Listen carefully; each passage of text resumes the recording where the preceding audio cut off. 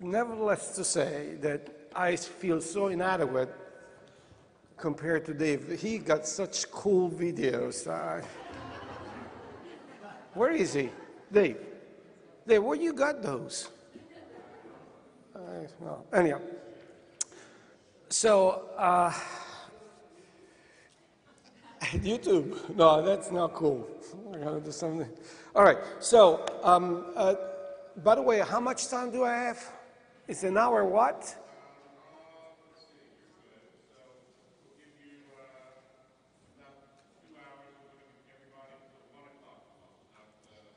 No, we're not gonna go 2 hours because otherwise you guys kill me. So also because this is such a controversial issue that I would like to leave us a little bit more time for discussion because I'm pretty sure that there is a lot of stuff that we can discuss about this issue of leaky gut. As a matter of fact, this is an interesting topic, if you wish, because it's been a black box and it still is.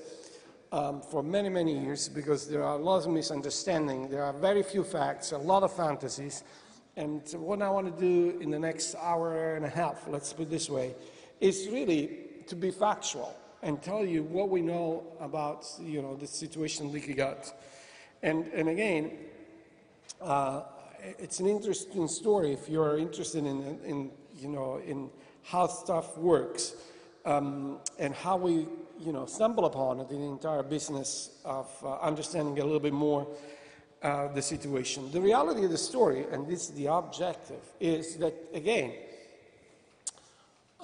if you allow me to be a little bit philosophical here, we are whatever we are because we are really the quintessential of this interplay between what Mother Nature decides to put together as a project, i.e. genetically speaking, what we are, and the environment that surrounds us. It doesn't come as a surprise that if you take identical twins, so genetically identical, and you split them at birth, one of these kids is, raised, on the North Pole, and the other one is raised in Africa, at the end of the day, they will be very two different individuals. The way that I would like to conceptualize, if you allow me to, my Italian nature has to surface here and there. It's like to have a wonderful, superb marble block, like Michelangelo was given by the Medici in Florence. The marble block is just amorph. It doesn't tell you anything.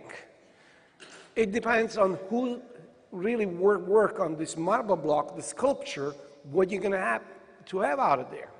And if you visit, Florence, and you had a chance to see not the fake, David outside, but the one that's really in the Uffizi, it's astonishing. And, again, Michelangelo got the chance to work with this marble block when he was 19, a kid. And this marble block was sitting there for 50, 60 years because there was a lot of discussion how precious, as beautiful marble block, and they didn't want to screw it up and give this, task to people that would not do the job right. And the year will come, this young kid come across and say, I know what is in there. I can pull it out. Give me the chance, and you will see something astonishing. And, to get out of the metaphor, the marble block is our genetic makeup. Michelangelo was the environment that curved out of the marble block. That's beautiful stature. So the question is, how this interplay between genes and environment will translate in what we are actually as human beings. And, now if we want to be factual and molecular and mechanistic, the question is, how the genes that are within our body will interact with the environment that is outside our body so that we become whatever we are. Because under normal circumstances, this interplay cannot happen because there are very tightly controlled, regulated barriers that separate the environment outside of our body to our inside. are our genes. But if we need to interact, there must be some way, some pathways, some shortcuts that these, two different worlds can find themselves. Now, here comes the biased view of this process, because as a gastroenterologist, I really do believe that the largest interface where this interaction occurs is the guts, are the guts. And the reason why, we'll see in a moment, there are all the, the anatomical, functional, and, objective, findings that seems to suggest that that is the case. Typically, as we know in terms of, the physiological, path, when you push physiology to the limits, you move from health to disease. So this interaction with the environment most likely is also at the heart and soul of problem that deals with inflammation and autoimmunity. And the question is how we can connect all these dots of our genes, the environment. We discussed a little bit about the microbiome, that is a third key element in this interplay, the battlefield that will eventually get to the clinical outcome so that we can be in a state of health or to lose that state of health and switch to disease. That brings me to the concept of the intestinal tract and this superbly sophisticated and unbelievable organ. Now, when I teach functional system, in general, there's this misconception that the intestinal tract is not a big deal. They are much more noble and sophisticated organs. And I have also always an argument with my colleagues. And, because after all, what is the intestine? It's a long tube that makes this magic change from, put one thing on the top, that's food, and got something at the bottom that is poop. That's it. And it's much more than that. And typically, when I talk about how important is this organ, and we discussed so many times during this day and a half that it's not just impinged on GI function, but the function in the entire body, I make a quick statement and a survey with my students that if you allow me, I will do the same over here. Because again, my colleague neurologists say that the brain is the most important organ in our body. The cardiologists say that is the heart. The pulmonologists say that are the lungs, and so on and so forth. So let me ask you this. How many of you guys ever had a stroke? How many of you guys ever has a heart attack? Just one, okay. How many of you guys have ever had an episode of pneumonia? How many of you guys have ever had an episode of diarrhea? Did I make my point? But the question is, how you define the gastrointestinal tract? Because any kind of definition is quite reductive for what we're going to discuss today. The best, and I believe the most comprehensive, definition I got came from one of my students. I teach also elementary school. Forget the spelling here.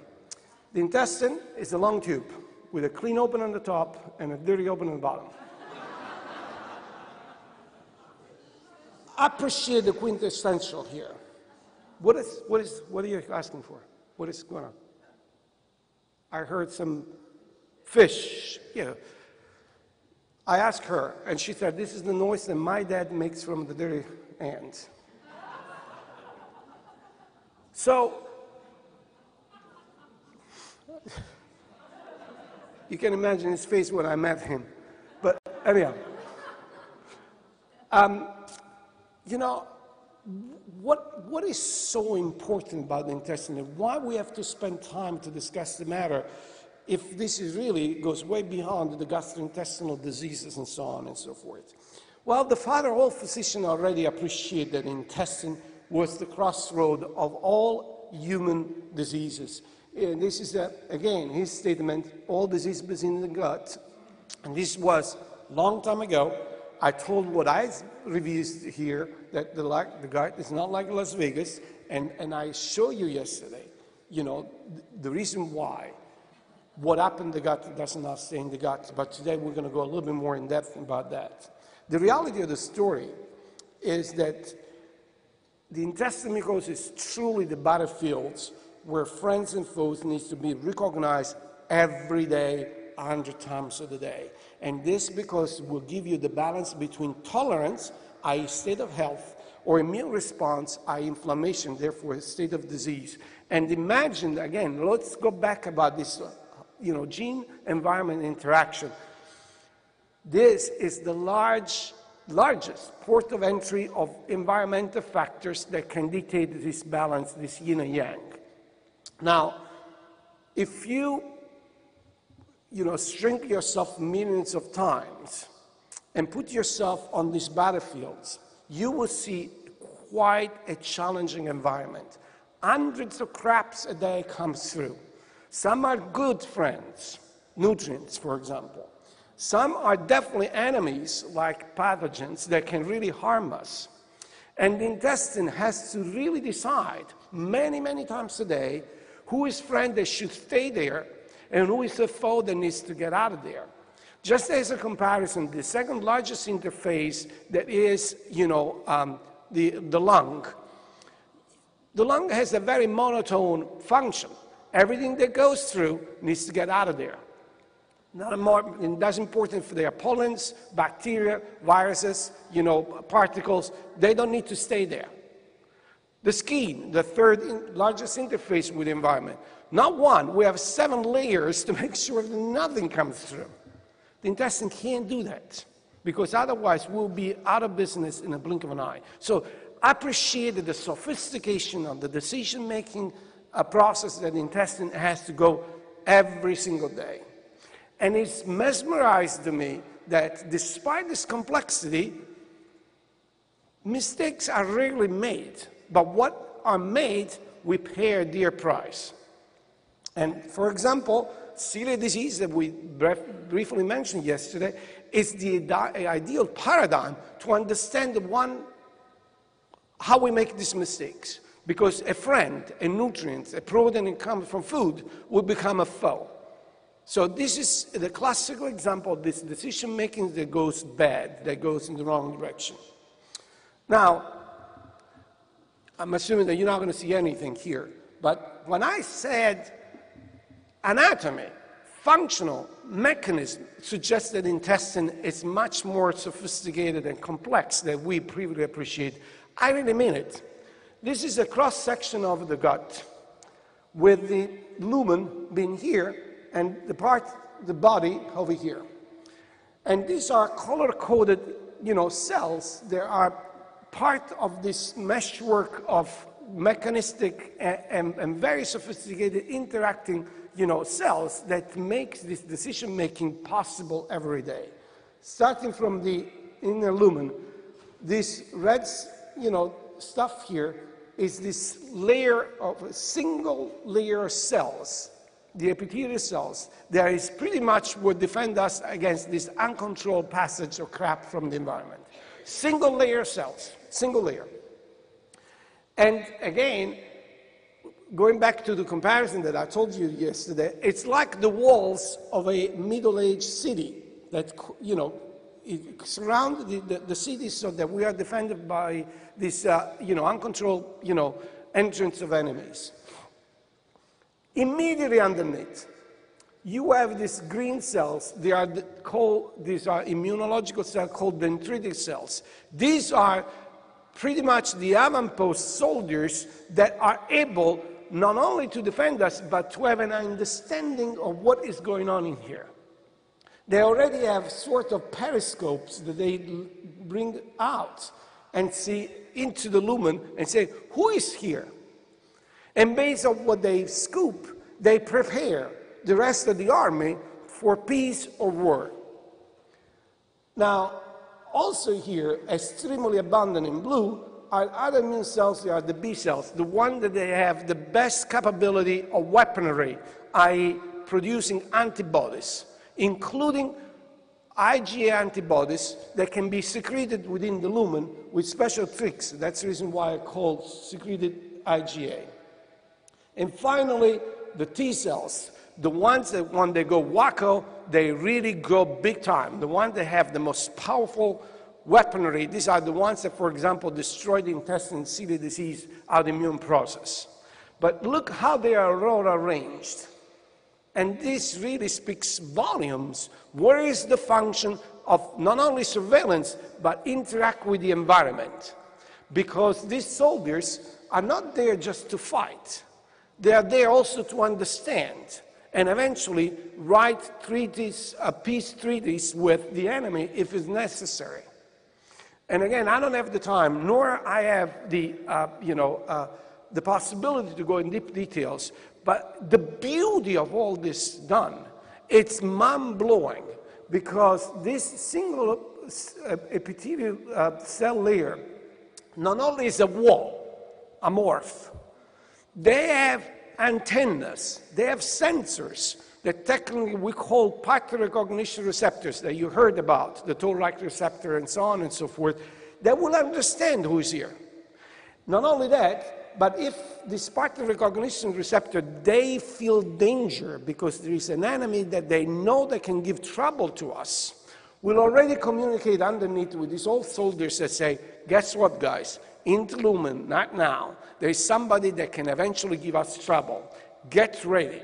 Get prepared. What kind of language they use?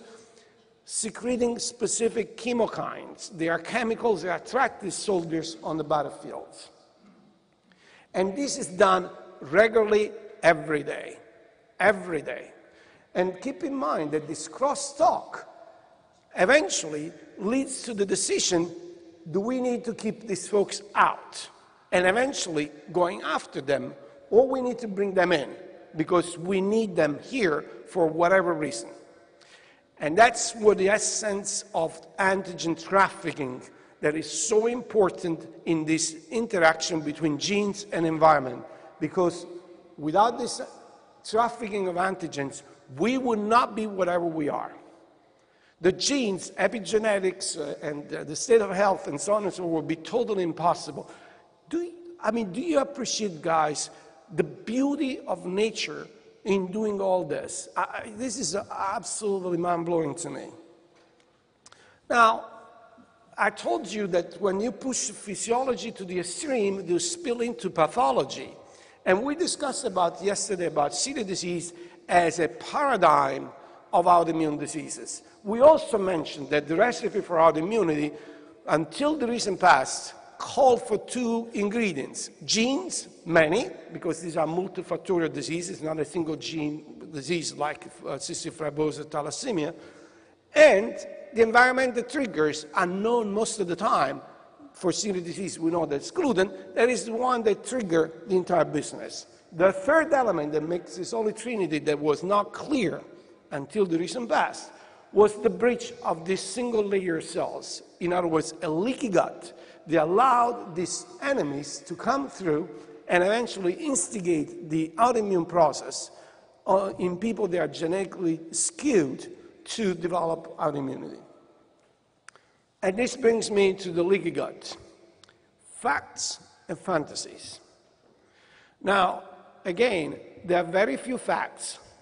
There are many fantasies. And that's the reason why this term, leaky gut, particularly among traditional medicine folks, it really gives the bumps. In a sense, they say, gee, this is so creepy and not cool because this has been totally vilified. And there is no evidence that this is true, is real, that can do anything, exists, and so on and so forth.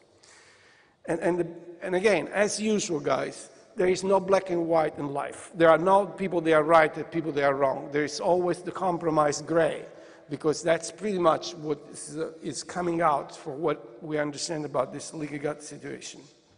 So what are the facts? The facts is, again, that this intestine is a very long tube. In adult, it's roughly 15, 20 feet long. The facts are that this tube is covered by single layer cells, as I told you. In the past, the single layer cells was conceptualized as a floor in which each cell is the tile and the space in between cells is completely sealed with a grout, cement. So all this interface with the environment, this exchange information was supposed to happen through the cell and not in between the cell, because that space in between the cell was completely and totally sealed. Now, if you take the intestine of an adult and stretch this intestine, because it is a tube of 20 feet long, but again, has valleys and hills. They are called folds. And then if you zoom in, there are these finger-like protrusions that I showed you yesterday, the villi, and each cell, the core of the intestine, is not smooth, but it has little bumps on the top. They're called microvilli. So if you take the entire surface and you stretch it out, we're talking about a double tennis court. 3,000 square feet of interface with the environment. So imagine how much stuff is going on a daily basis. Imagine how much stuff is going on. Not only that, and again, I don't want to go too much in details, but it's important to appreciate the dynamic nature of the single layer cells that cover the intestine. So shrink again yourself 1,000,000 times and put yourself in there. Now, these valleys in between these villi, they are called crypts. In there are the stem cells. This is one of the few places in which stem cells are active from birth to death. No matter how old are you, your guts are 5 to 7 days old. That's the life of an enterocyte, i.e. an epithelial cells that cover the intestine. Why we waste all this energy?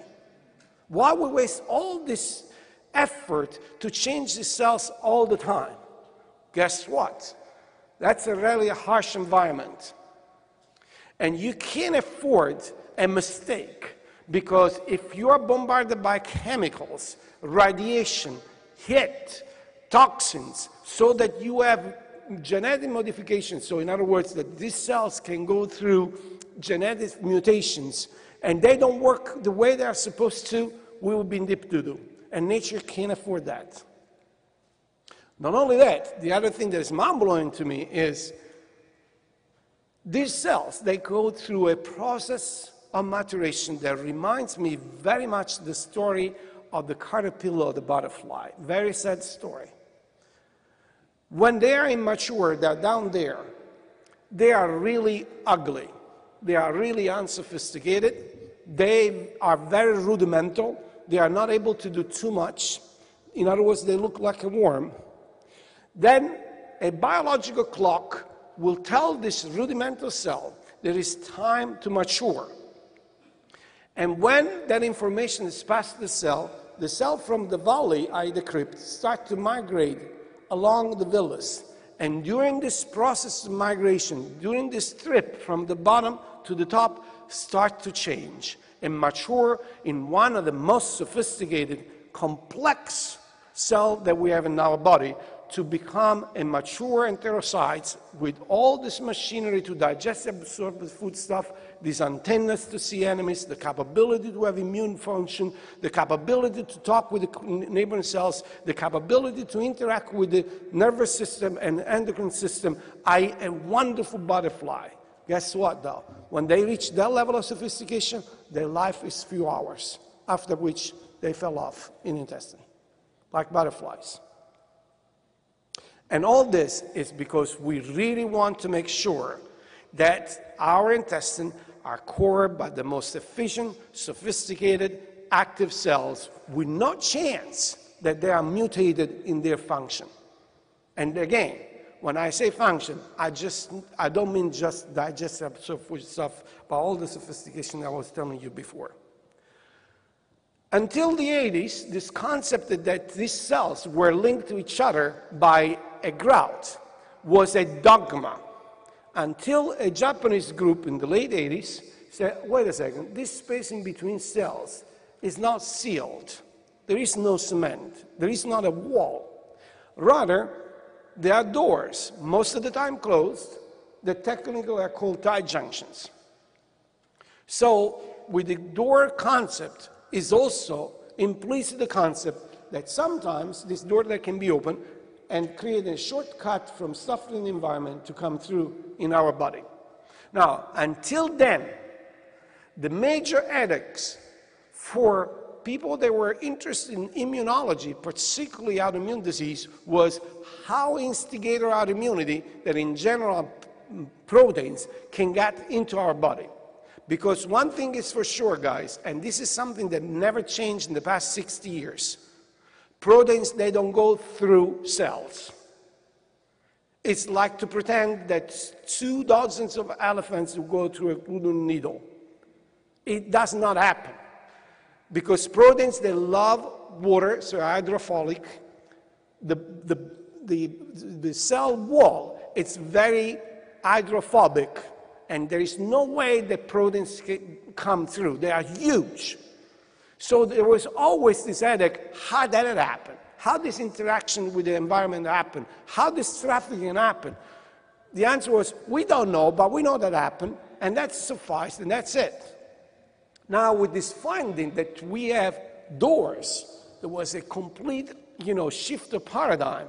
I said, well, if there are doors, they may open once in a while. Maybe this is the path through which these enemies, i.e. instigators of inflammation, can come through. But the question was, if there are doors, where is the key? How these doors are modulated? Who decides if and when they are open? And for almost another 2 decades, we have no freaking clue about this until we stumble upon this mechanism that led to the discovery of Zonulin. Now, I was privileged to get an award, a Paul Willing Award, not long ago. And I, in my typical style, I decided rather to say, gee, the discovery of Zonulin, it turns to be a big deal. It was an act of a smart thinking that I was so cool that I thought about it, and I went after it, and I discovered it. That is bullpoop, because the vast majority of discoveries are made by serendipity. That, by the way, is my favorite English word. Let's be frank. The English vocabulary is totally unsophisticated. It's made by, 600, 700,000 words? That's all. Italian vocabulary is made by almost 2 million words. That's the reason why we Italians, when we talk, we go on and on and on. We use our hands and so on and so on. You got to use the entire vocabulary. But it's one word that I can't give rights. How can I really express in Italian the quintessential content of serendipity? The unforeseen that is there. Something that is lined up and is meant to be. There is no way that I can translate this. And this is a story of serendipity that I think that I want to share with you, since I have 2 hours to fill, so I can do that. The real deal, how this started, was that when long minutes ago, I went to Maryland. I was very much interested in diarrheal diseases. Remember, I'm a pediatric gastroenterologist, and the ones that I really was working on very hard, because it was claiming many millions of lives, was cholera. Very bad disease, even now, claims millions of lives, particularly in kids in third world country. And again, the long story short is that I had put on a task to develop a vaccine for cholera. At that time, we knew that there was only one major weapon that cholera was making, that is called cholera toxin, an extremely powerful toxin. And therefore, I engineered this vaccine by taking the genes of cholera toxin out, leaving everything behind, with the idea that this vaccine would not induce disease, but would induce an immune response that would protect these kids. We did everything under the sun, at the level of the bacteria, at the level of the animal studies. Everything worked great, and therefore we were ready to go prime time for clinical trials. Now, when we talk about clinical trials, and we're talking about, early 90s, and we're talking about vaccines, we need volunteers. And guess where volunteers came from? Where? No. Even in the 90s, they wouldn't make too much money at that time. We were? Medical students, not prisoners, because the Belmont, law banned to use prisoners. Medical students. For $250, that's not a negligible amount of money. These students were recruited, and they were given 3 options. Option number 1, placebo. You drink water, so you're going to be fine, and you got $250 for nothing. Option number 2, you got this vaccine that we know is safe, and therefore you got, again, $250 for nothing. Third option, you got the real deal. You got cholera, but we'll take care of you.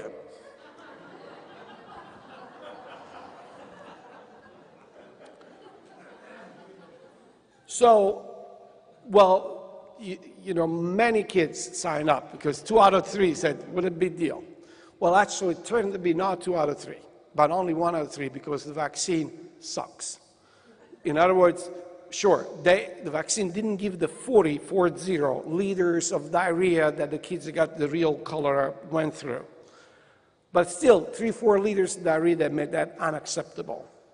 And, when you fail like that, entire generations of, workers and investigators are burned on these, situations.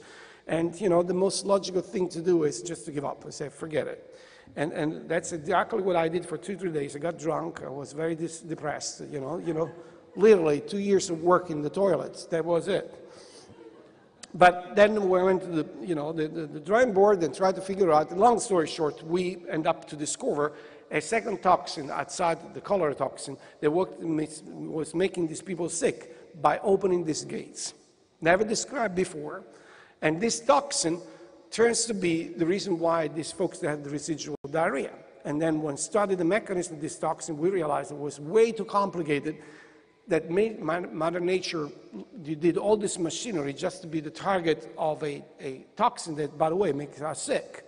So reasoning that probably cholera, being a smart fellow, was mimicking something that we make, we went after the counterpart of this toxin, and that's how we discovered Zonulin. At that time, we had no clue what kind of Pandora box we opened. As a matter of fact, I believe this is one of the most fascinating stories that have been involved in terms of what we learned from there. First of all, we learned that, again, it's useless to go through all the details, but what we learned is that, again, these black lines here turns to be pretty much what we were looking for. This is a serum of people that had a high level of zonulin. We, in the meantime, developed a test to measure zonulin in the blood, in the lab, and so on and so forth. But we still didn't know what kind of molecule we were dealing with. And finally, one of my students was able to come up with a sequence of this protein, and it turns to be that zonulin is the precursor of this molecule here that is called aptoglobin 2. Aptoglobin is a very ancient protein that, most of you guys probably don't even know. But the old doctors, when we didn't have the SED rate, the CRP, used aptoglobin as a biomarker of inflammation.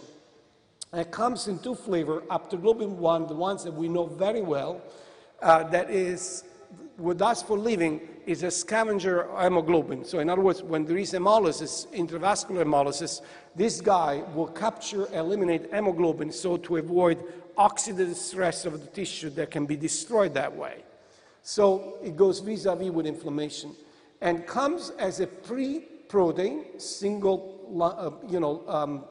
peptide, then it's cleaved here in 2 subunits, beta and alpha. Much later, as you see in a moment, came this second, variant of aptoglobin that's called aptoglobin 2. Same story, comes in a single, protein that is cleaved into the cell. And again, these 2 subunits, the beta subunit is identical to the aptoglobin 1. The alpha subunit is the 2 copies of the alpha 1 because there's a duplication that I will tell you in a moment about. And therefore, people, they can have 3 possible arrangements. You can be homozygous for aptoglobin 2. You have 2 copies of this guy here, that is this one here. You can be homozygous for aptoglobin 1, so you have 2 copies of this guy here. Or you can be heterozygous, so you can have a copy of this, and that's what you see here. It turns to be that zonulin is this guy here that you can barely see, that is the precursor of aptoglobin 2 or pre-aptoglobin 2. Totally unexpected, because we didn't know. This protein does different stuff for living. It turns to be in its immature pre-aptoglobin form, losing up tight junction, and when it's mature, does something else. How is it released? That's something else that's also very cool. I showed you yesterday those two peptides from gliadin that can release zonulin. How they do that? They do by interacting with this receptor, one of this pattern recognition receptor that I was telling you in enterocytes, that is called CXCR3 receptor. This is a receptor that was described a long time ago, in general present on immune cells like T lymphocytes and B and NK cells, but now we know they are produced by also enterocytes. And I think that is very interesting, at least to me, that this receptor has been implicated as target to impeding T cells mediated destruction in autoimmune diseases like MS and type 1 diabetes, described a long time ago. And again, you see here that when you take epithelial cells, that you see here, you see in red decoration with the cytoskeleton and in blue the nucleus, and you expose these cells, this either gliadin or bacteria, they are the two strongest stimuli to release zonulin. You see zonulin is produced and packed in these blobs here that are green and released right away. But if you use casein, for example, that does not happen. So it's specific gliadin and specific those two peptides to interact with this receptor and release zonulin. And once it's released, zonulin, communicate with the enterocytes to say, look, you have a gate with your neighbor cells. I want that gate open, and does this through a very complex, pathway that involves the receptor of epidermal growth factor. And again, it's not worthwhile to go into details. It suffices to say that the steps are, there are instigators, including gliadin and bacteria, that release zonulin through the CXCR3 receptor. Once zonulin is released, we interact with this receptor and we communicate to the cell, please open that gate. And all this happened in a very short period of time, 20 minutes or so.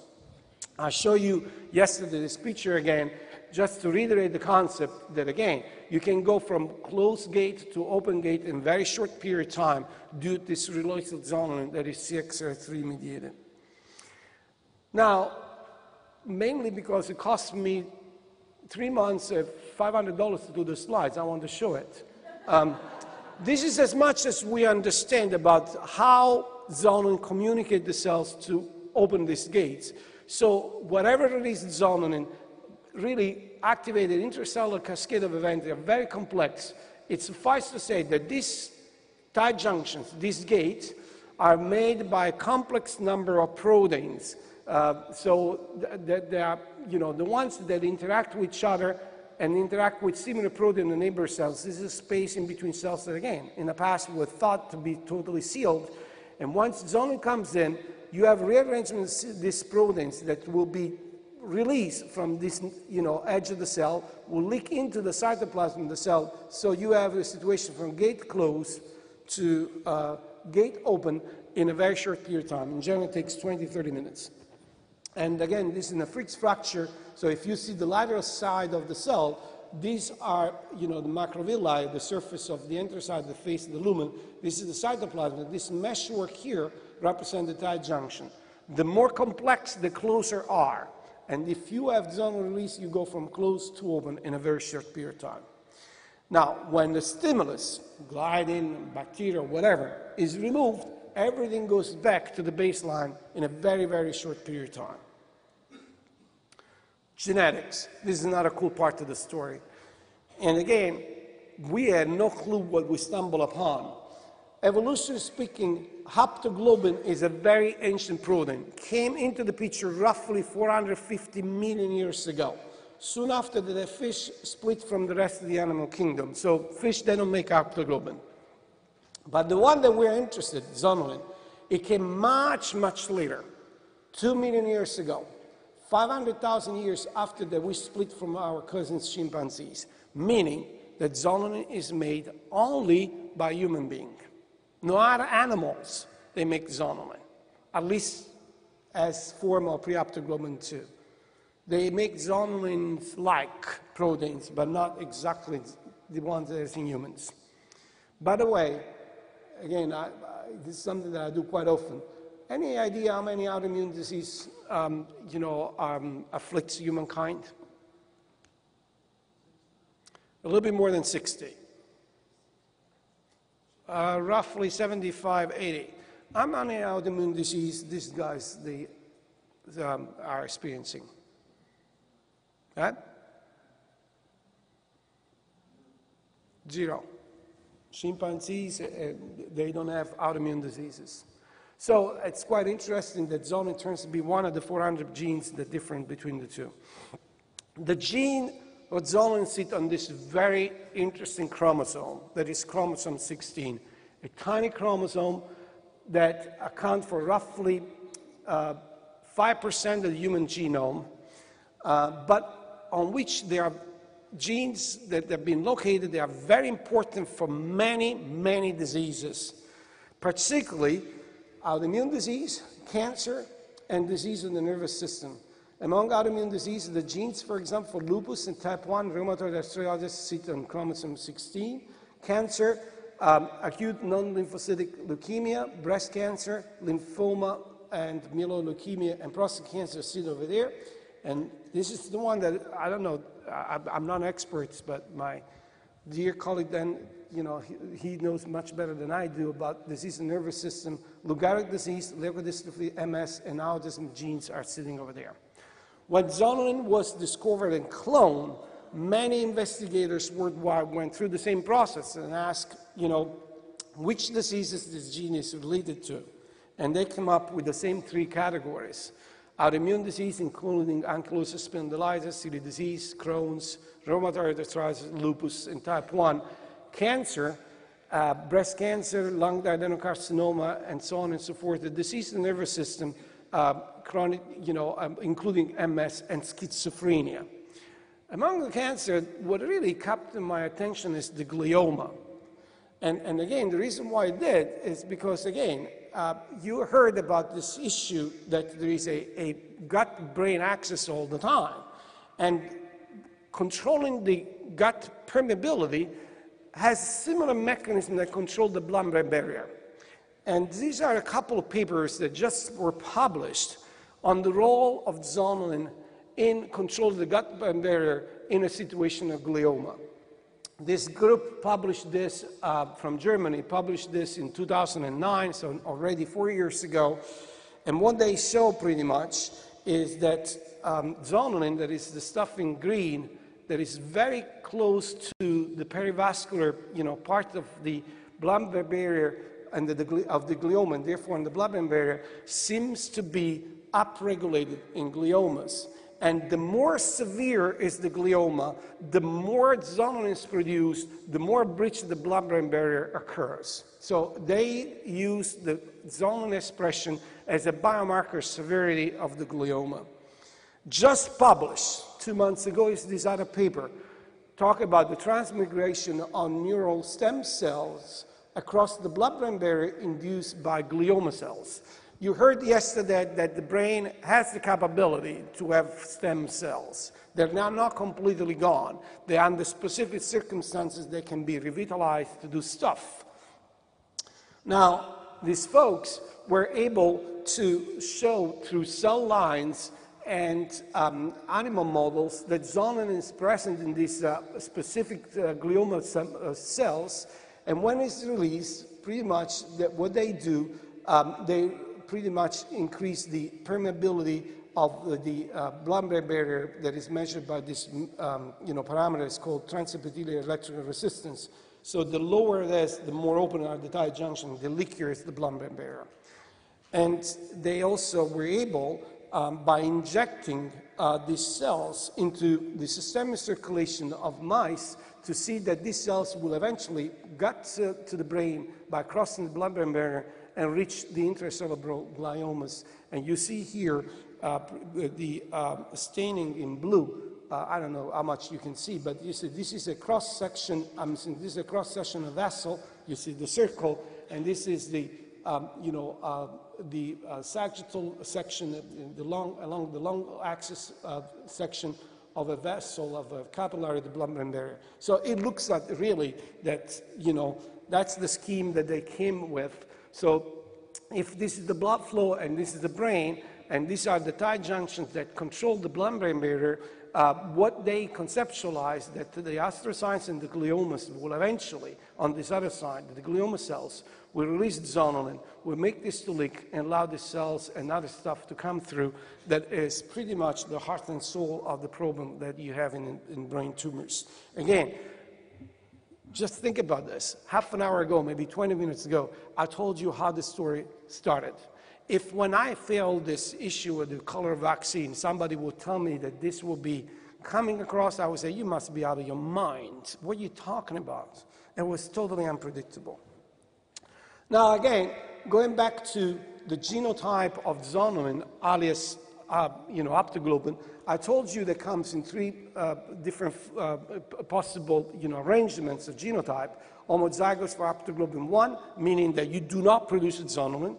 Heterozygous, meaning that you have one copy of the zonulin gene, or homozygous, they have two copies of the zonulin gene. Now, this is the comparison of several autoimmune diseases, celiac disease, Crohn's, schizophrenia, and chronic kidney diseases.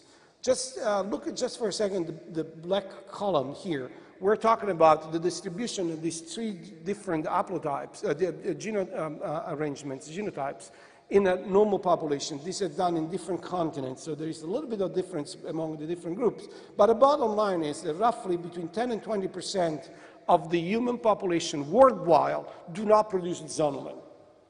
Roughly half of the population, 46%, they produce one copy, and the remaining, 30-40%, they produce two copies.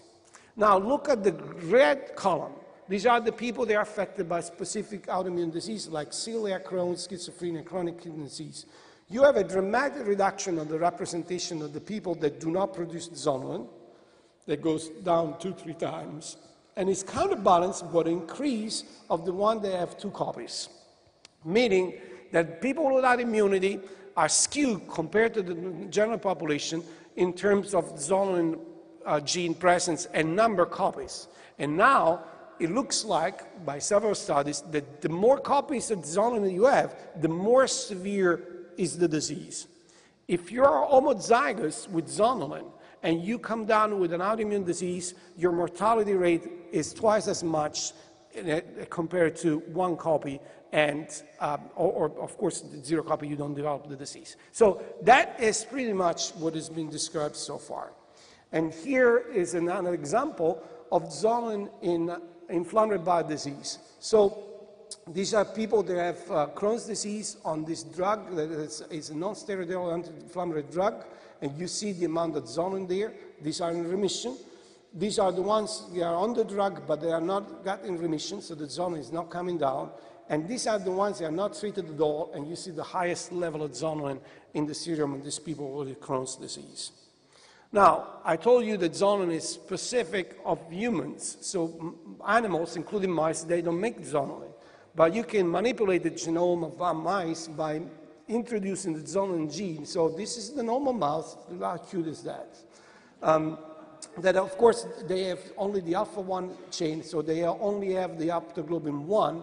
This is a transgenic mouse in which we introduce one copy of the zonulin gene, and this is another one in which we introduce two copies. So this guy does not make, optoglobin 1, but mimic, the folks, the human folks, that have two copies of the zonulin genes. And when you put these animals under stress, specifically you treat this animal with a chemical to make their intestine to inflame, and you look at their small and large intestine, you see that compared to normal mice, the damage when you expose these animals to these chemicals is much more severe.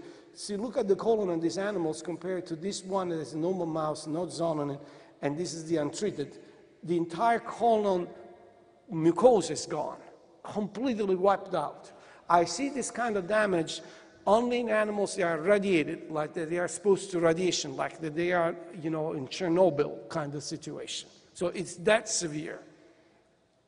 So this brings now to the point is this leaky gut an epiphenomenon, just associated with this condition, or integral part of how we got sick?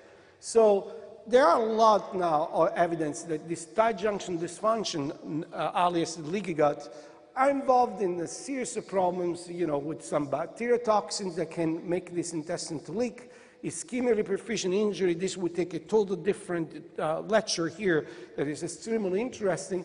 Many drugs, not only non-steroidal anti-inflammatory drugs, but many other drugs, and alcohol can make your intestine leak, and infections, including bacterial and viral infections, can eventually make this leak. But I want to finish up by really focusing on the autoimmune disorders and what is the meaning of the association with leaky gut and autoimmune diseases. So what are, the evidence right now, going back to Zonulin, of dysfunction of this tight junction, meaning that you produce too much Zonulin, and therefore you open the shortcuts for too long that can create this massive uncontrolled passage on non-self antigen that can instigate inflammation and eventually autoimmunity in people that are genetically skewed to develop autoimmunity. I told about gliadin, I told you the mechanism, but the second mechanism that we found that is undisputable is SIBO, small intestinal bacterial overgrowth or proximal bowel contamination. That's the second strongest, actually, it's stronger than the gliadin business in releasing zonulin and make the intestine leak. These are some experiments that we've done a while ago, published a while ago, in which pretty much you see uninfected cells compared to infected cells, the release of zonulin that increase, and the change in permeability that increase when these cells are contaminated with bacteria, and you see that this huge drop in resistance. That means huge increase in permeability compared to the untreated animals. And when you block this pathway, because we have now way to do that, i.e. that you can use a synthetic peptide that blocks zonulin, you pretty much revert the situation. This is under control, meaning that this drop in permeability is totally zonulin dependent. What kind of disease we're talking about? Well, there are many now that at least anecdotally have been described to have a leaky gut. And again, we don't know if there is a cause-effect relationship or it's just an epiphenomenon. And again, it's not just autoimmune diseases. Look at this: MS, stroke, schizophrenia, asthma, COPD, ARDS, dilated cardiomyopathy, and I can go on and on and on, until you reach tumors and metastatic diseases. So there is a lot that is now accumulating into the literature describing this breach of the intestinal barrier, but with no clear understanding which one is the chicken and which one is the egg. Now, again, we had an in-house ELISA to measure zonulin in the blood of people. And here we compare two populations, two autoimmune diseases, celiac disease and type 1 diabetes, in which we test the zonulin levels in patients. Look at the number. This is not a really small number, 190 patients here, 340 here. And you see the level of zonulin levels much higher than the controls that are below this line here. Interestingly enough, family members, first-degree family members, also they have a slight increase in zonulin compared to controls, but lower than the patient's counterparts. Meaning that if the zonulin-dependent breach of intestinal barrier is important for the pathogenesis of autoimmune diseases like celiac disease, type 1 diabetes, is necessary but not sufficient. And now we know why. Because when you breach the barrier and stuff comes through, the destiny, as I mentioned you before, depends who you are. If you have an immune system that is functioning correctly, the immune system would take care of that, and we would not even know that that happened. But if we have an immune system that is skewed toward food allergy, toward cancer, toward autoimmune diseases, then that uncontrolled passage of antigen can put us over the edge and create the problem. So, I think that contrary to what was 10 years ago, there is a general agreement, the recipe of autoimmunity called for these three ingredients. genes, environment, and this dysfunctional intestinal barrier that allows these two physically to interact. If this is true, it's also true that you take any of the three elements out of there and you can stop or prevent autoimmunity. Eliminate the genes is a no proposition. There are too many. We don't know for most of the autoimmune disease what genes are we talking about, so that's not a proposition. Eliminate the environmental trigger autoimmunity is a proposition that's valid and available only for celiac disease because we don't know what makes people sick with MS, rheumatoid arthritis. So what about, eliminating this third element? Because that was the key passage to prove that this is not an epiphenomenon, but is an integral part of the pathogenesis of autoimmunity. And that's where we developed this synthetic peptide that I was mentioning you before, that the way that works binds to this EGFR receptor, but does not communicate to the cell to open the gate. So when the real deal, i.e. zonulin, comes, it cannot communicate to the cell to open these tight junctions. And what I will show you is a proven concept that zonulin inflammation and autoimmune pathogenesis in the animal models and specifically in type 1 diabetes and acute lung injury. This rat model, it's a rat model of diabetes that's very, very close to the real deal, i.e. diabetes in humans. These are animals that develop diabetes around age 60, 65 days, that is the corresponding of age 30, 40 in humans, and they are insulin dependent. So if you don't give insulin to these animals, they die because of hyperglycemia. So what you see on the left is one of these animals that, this is a group of animals that develop diabetes, and there are two parameters that we follow here. One, the permeability of the gut in magenta, and the other one, the serum glucose in blue. This is when these animals are weaned. So in other words, food is introduced. So they are breastfed by their moms until age 20, 25, and then food is introduced. At the time of food introduction, the intestinal permeability is normal, glucose level is normal. After roughly 1 or 2 weeks they introduce baby food, they start to leak. This is the normal threshold of permeability of the gut, and you see this cross the line.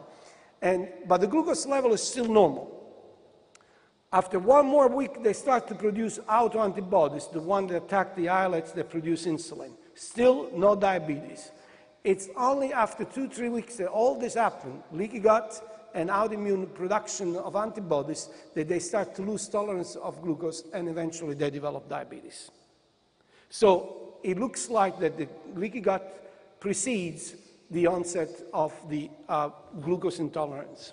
Now, the same animals that were given on a drinking water this blocker, you see that the permeability did not change and the glucose level stayed normal. So this was the first time that we proved that this leaky gut is not an epiphenomenon, but an integral part of the pathogenesis of autoimmunity. And when we look at the islets, i.e. where insulin is produced, and we do the immunostaining, we had the confirmation that we did the trick. So these on the top are the islets of animals that developed diabetes that were untreated.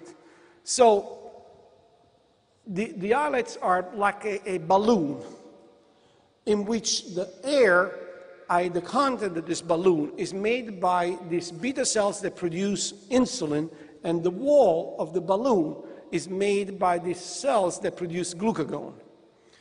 So in animals that they develop diabetes, it's like that you punch the balloon that is deflated. So the air, i.e. the insulin-making beta cells, are gone. As a matter of fact, you don't see anything here. While if you stain for glucagon, you see the balloon deflated, that is collapsed on itself. And that's the classical picture of a pancreas of a diabetic individual, animal or human, it doesn't matter.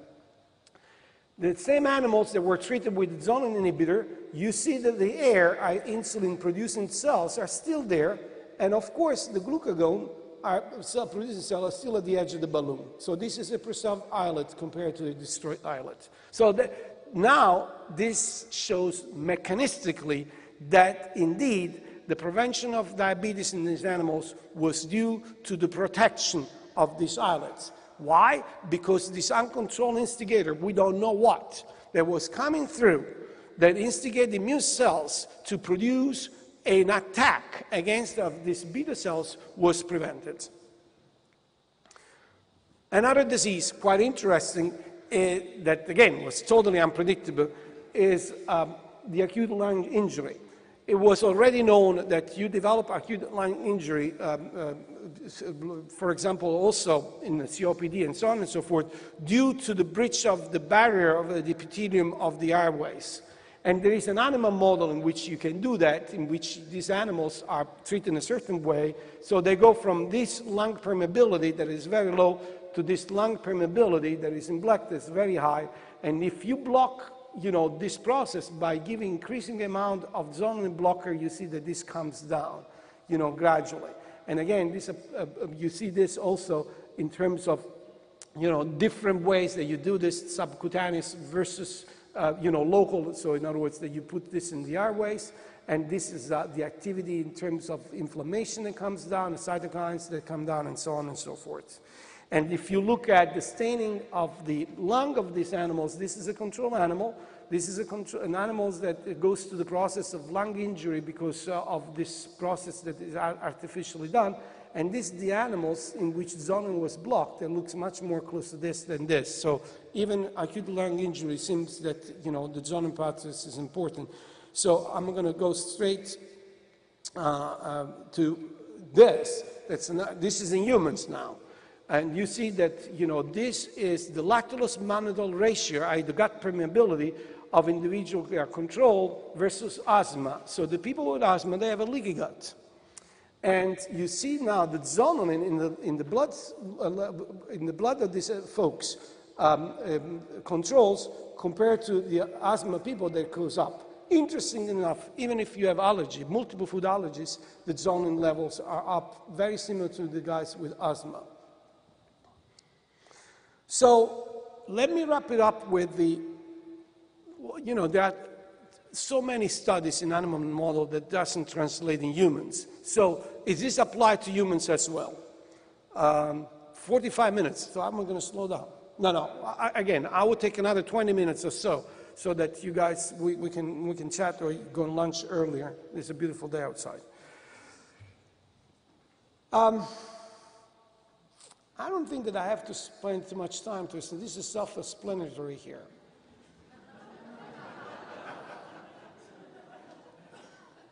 I've been showing this forever. I still don't understand it. But anyhow, these are all the steps that we now know they are involved in the pathogenesis of celiac disease. And again, one, you eat gluten. Two, you have this leaky gut. 3, gluten comes through and is deamidated and therefore will interact with the dendritic cells that will present this to mature dendritic cells to immune cells.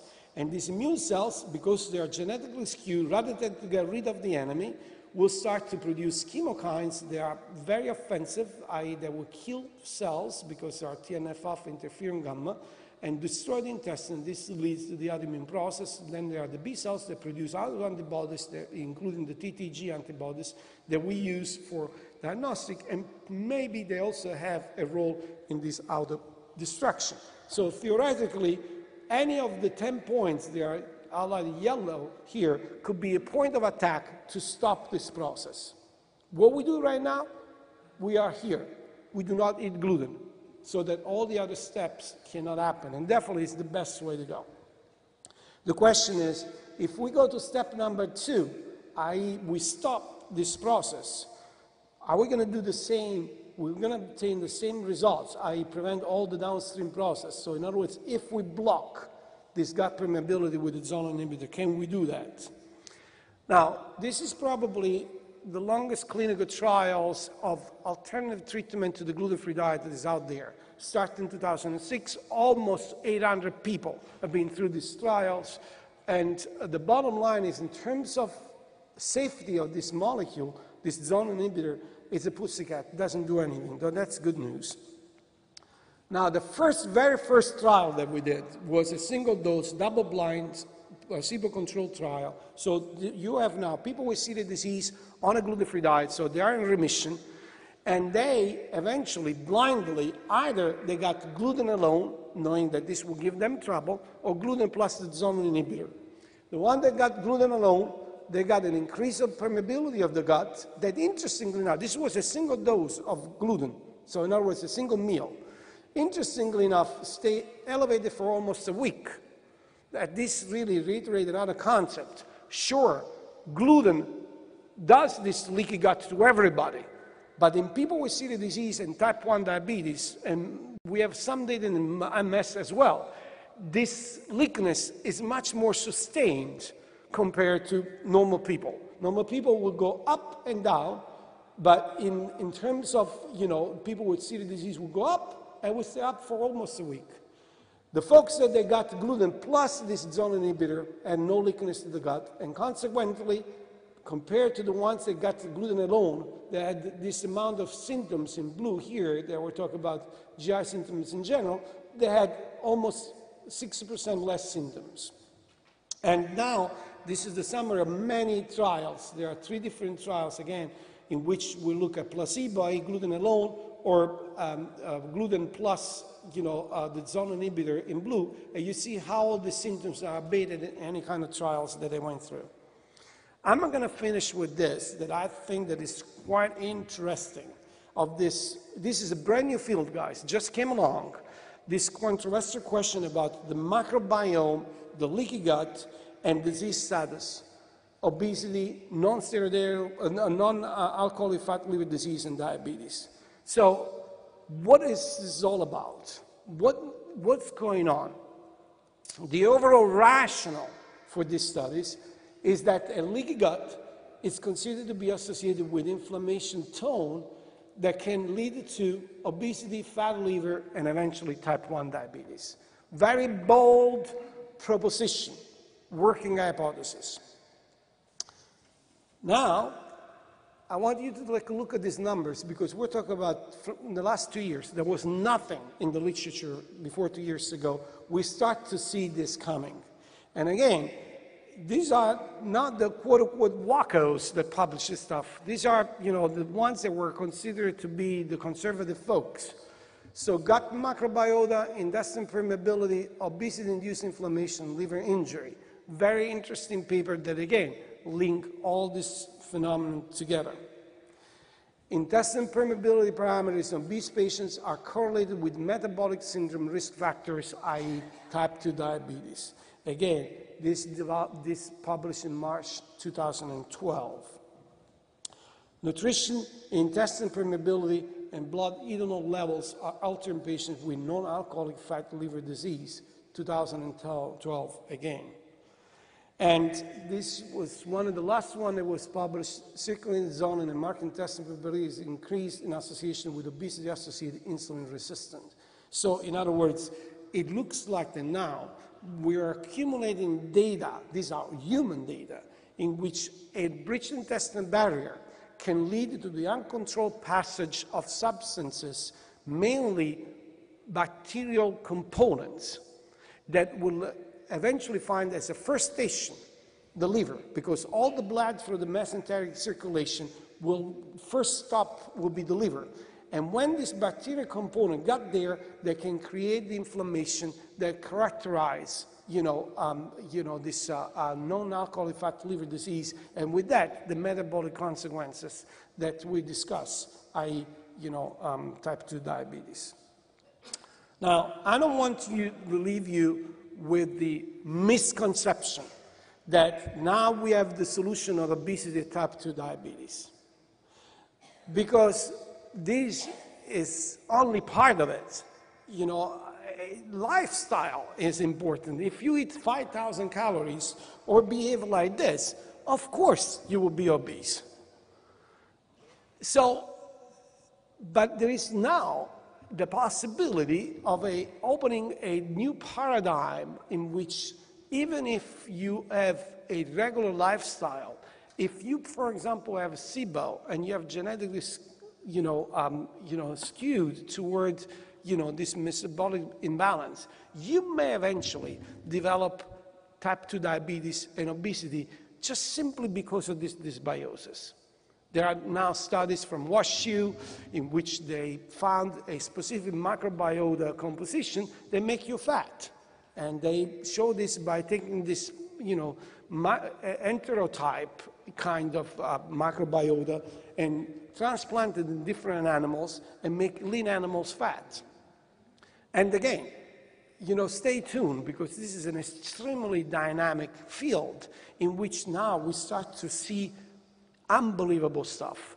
The most skeptical individual that leaky gut exists really start to rethink about it when the human genome and therefore epigenetic came into the picture, because now we start to see that many autoimmune diseases, they have as genetic component genes that are mutated that control the permeability of the intestine.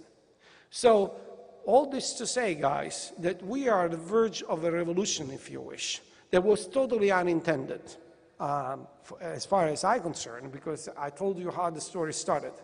And this is a typical example of how science advances, and the fact that it takes a village to do that, including the fact that you have to have an open mind and be ready to say, I was wrong.